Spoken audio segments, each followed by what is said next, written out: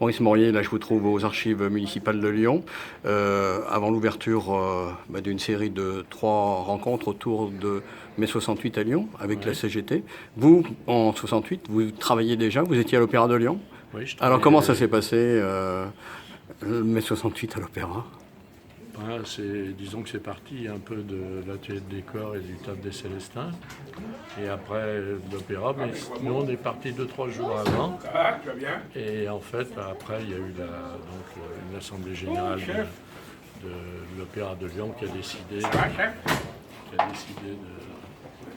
de mettre en grève, quoi.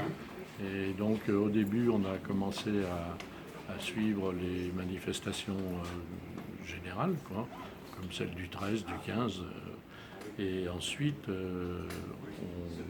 on s'est regroupé un certain nombre de gens qui travaillaient dans l'opéra, dans des professions totalement différentes.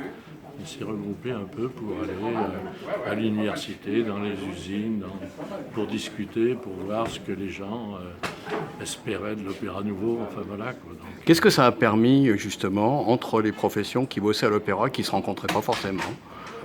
Ça a permis des contacts intéressants qui ont subsisté un petit peu avec certains musiciens, des choristes, mais pas énormément avec... C'est-à-dire le gros problème, c'est qu'on ne travaille pas aux mêmes heures et pas forcément dans les mêmes lieux. Donc effectivement, ça pose quand même des problèmes pour se rencontrer, quoi. Est-ce que les salariés du monde du spectacle, on pourrait dire, public et vivant, de différents coins de Lyon se rencontraient? C'est-à-dire, est-ce que vous avez rencontré ceux du TNP, des Célestins? Oui, on a eu l'occasion de... ceux des Célestins, ils étaient plutôt ils venaient vers nous, quoi, à l'opéra. Autrement, oui, on a rencontré... on a fait des rencontres avec le TNP, oui. Et alors, sur l'après 68 à l'opéra, le fait que des décorateurs, des machinistes, des techniciens se sont mis en grève, qu'est-ce que ça a fait? Ça a fait quand même... Et des artistes, vous vouliez dire? Des artistes aussi. Puis, bien sûr. Et puis, comme Louis Arlot était déjà dans la maison, mais donc là, il s'est servi, je pense, un petit peu aussi du contexte, quoi, pour justement créer son opéra nouveau et puis changer un certain nombre de choses.